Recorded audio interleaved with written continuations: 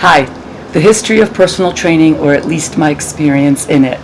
Today is a really cool interview. I'm talking with Joe Conte. He was my first private training client back in like 95 or something like that.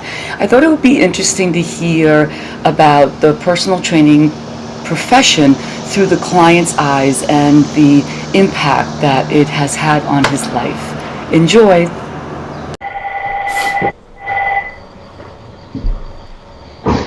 Where are you going?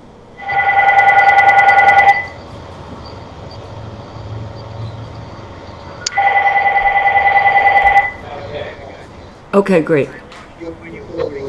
I know, yeah. Okay, so Joe Conte, so nice to talk with you and see you. I see you're sitting in your house in the Hamptons, I think.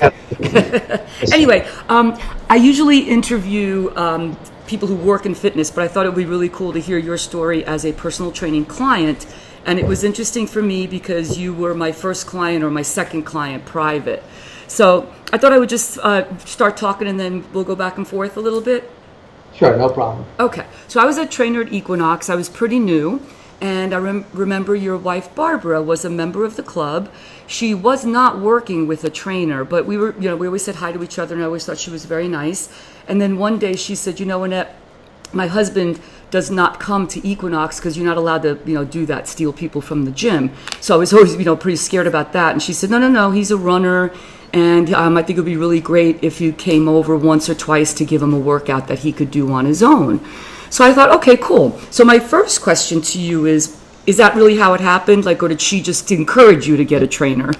Well, I think Barbara knew I was having some trouble with my knees from running, and she wanted me to do other things besides run, and I loved running. So she came home and said she had met somebody really very nice at Equinox, and would I give it a try?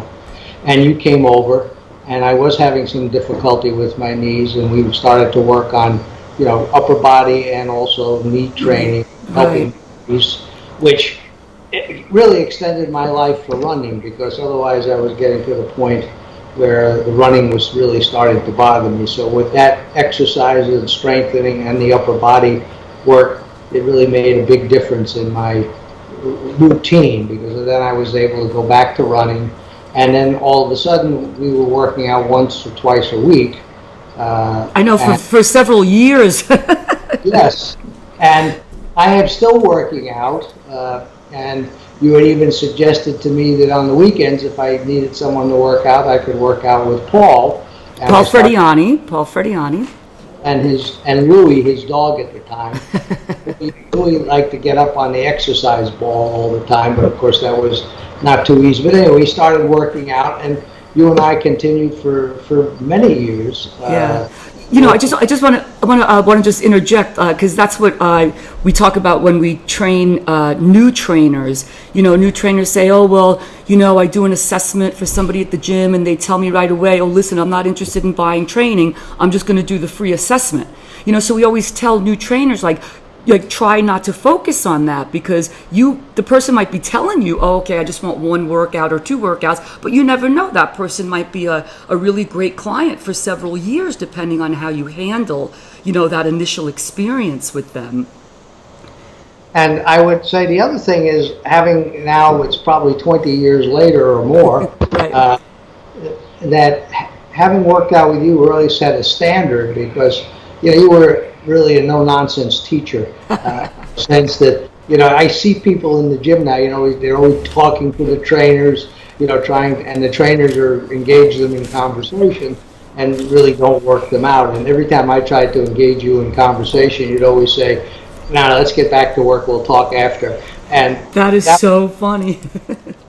But it really made a huge difference, because you really made me concentrate that 40 or 60 minutes that we worked out, and you then told me, warm up before I come and do so. And that regimen I continue today, even though I had to stop running because my foot was so bad at some point, and actually 2 years ago I had surgery on the foot.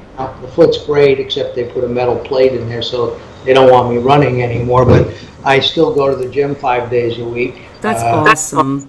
Yeah, and even my doctor likes it. She says my body weight, she'd like me to be a few pounds lighter, but I'm very, my muscle, you always had talked about, muscle density. And Right. so my density, or whatever you call it, body fat ratio Right. is excellent. And I always attribute this to you because you got me on the road. And, the truth is probably you've extended my life in the sense that, that discipline that started with you.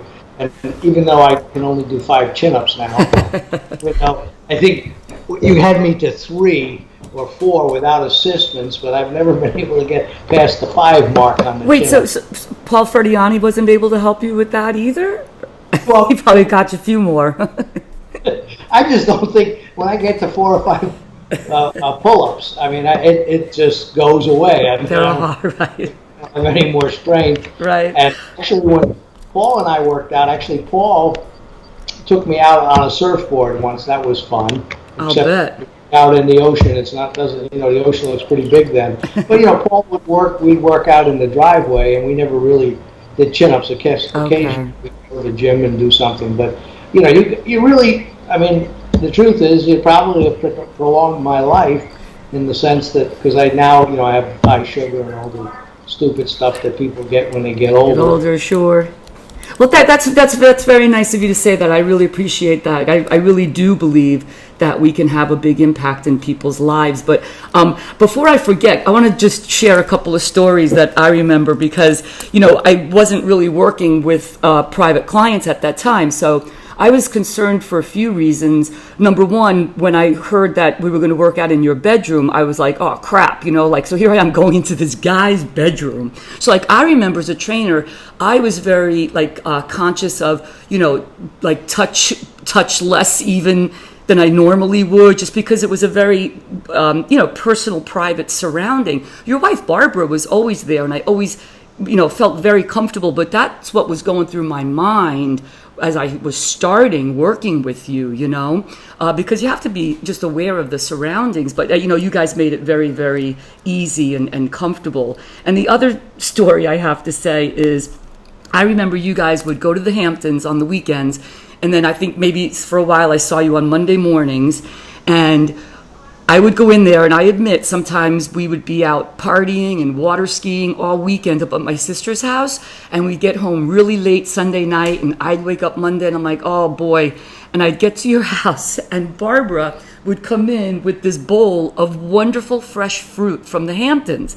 And she'd be like, here, Annette, have some. I'm like, I can't do that. My client is here, working out. I can't just eat this fruit. And both of you guys said, oh, what are you, crazy? Just take the fruit. And I'll tell you, it saved my Monday mornings sometimes. But that's another thing, because I would never do that. I would never sit and even drink a cup of coffee while somebody's working out. But I did make that exception with the fruit, and I will admit that that I did that. But it was good in the sense that again, I go back to I see these trainers that are so lackadaisical in terms of the relationship with their client, and they really. And again, I understand, it's the client, they're paying the bills, but, by the same token, if you really don't work your client out, you're really not doing them a service. And, there needs to be discipline. And I always remember, I tell everyone about, in relating to stories about being in the gym and stuff, I always say Annette was a taskmaster. She didn't let me goof off. She didn't let me engage in conversation, get 3 words out, and she'd say, now let's get back to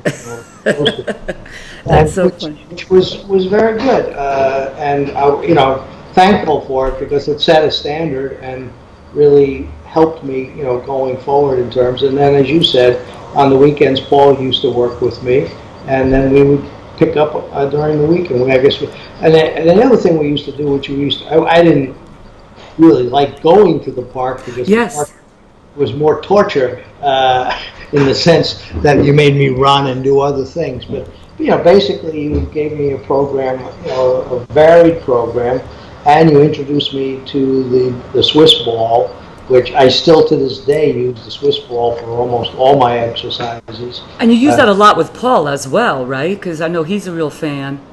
Yeah, and he had a book he gave me that he wrote on Swiss ball. But I found that as I'm 73 now, all that ball exercise really helps with the core strength, That's right. which is really important, obviously, as you get older, because you sometimes lose your balance or stuff like that. And I haven't had those problems. That's terrific. So I have two more things that I definitely have to Okay. mention. One was when I was working with you, I was just starting with Reebok University. Like I'd been traveling a little bit, teaching my own workshops, and then I became part of that Reebok University master trainer team, and I started traveling a lot. And you were always very helpful with, because I get very nervous when it's turbulent in the airplanes, and I know you traveled a lot back then, and you were always helpful to me, like, oh, don't worry about it, you're not going to die in an airplane. And I'll never forget, you said, you think you're going to die in an airplane? You have a better chance of dying on the streets in New York City on that stupid bicycle that you ride around all the time. So I always remember that too. I used to worry about you because you used to come very early in the morning and you would bicycle from Brooklyn across the bridge and into the city. Now, maybe at 5 o'clock in the morning, the traffic wasn't bad, but it's dangerous riding in New York City, as you well know. Right. So that's, as you're right, I said it'd be much easier to get hit in the city than have a problem on a plane. Right.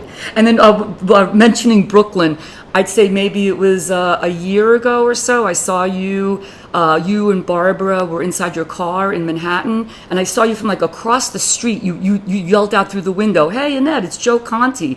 And I was like, oh my gosh, maybe it was even 2 years ago. And I'll never forget what I heard you say. I couldn't understand the sentence. I just heard like one of the best things ever. And I thought in my mind, you were saying, working with you is one of the best things ever. But what you said was buying an apartment in Brooklyn was one of the best things ever. Well, remember when you had a lot of trepidations about buying it. Yes. You were very nervous. And I said, look, it's the best thing you can do. And it turned out to be even better than I thought it would because the area became so hot. Right. And it's the same issue. I couldn't afford the house I'm sitting in right now if I had to buy it today. I bought it 2 years ago. So, but you must agree that was a great investment. Oh, best thing ever. So listen, I won't take up any more of your time. What I would like to end with is you've already mentioned several things, but if someone didn't really know how a personal trainer or a fitness person could help them, could you add anything besides all the wonderful things you've already said, or like what don't people know about us, like my profession? Well, I think maybe in the gym is a bad setup because I think people look at the trainers. They get a free training session, and they're really just taking the free training session. They're not really committed to the program. And honestly, Barbara hadn't pushed it. I probably would have never done it. Now, again, I think you have to find chemistry with a personal trainer. Absolutely. And as Paul has said and you have said, you have a lot of clients that just want you to come and sit with them for an hour. And, it's a tough call because they're paying you and, that's your job is to do that. But then, how do you get them to really work out and get some of the benefits? Because to me, that's a big challenge because I see it in the gym all the time. People spend an hour with a trainer and they probably work for 15 minutes and the rest is talking and it's the same thing when you're in the gym. Sometimes you get to sit on a machine for a while and you go. But again, I think it's all about chemistry. I think you have to, you as a trainer, have to look at the customer and say, how am I going to motivate that customer? It's like my doctor. How is she going to motivate me to do the things I'm supposed to do? Because we're all adults, and it's sometimes hard to get people motivated. So you got to find that button to push to get them motivated, which probably falls on the trainer because the person the client probably doesn't even know what they need to be motivated. That's a very good point, or what's going to work, or how. Yeah, that's true. Yeah, I think obviously the beauty of it is if you start to see improvement. In other words, if you're working with a trainer and you see improvement. In my case, my knees were some issues, so the knees got better. I had less difficult. I had no difficulty with running anymore when I was. So I mean. Again, you got to find things that are definable. Are you there? Yes, I'm here. Okay, because I have a picture. Yeah, I saw that. Well, maybe that's a good time to end it so we don't lose everything.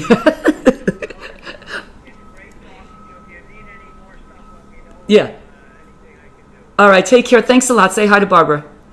Okay. All right. Bye.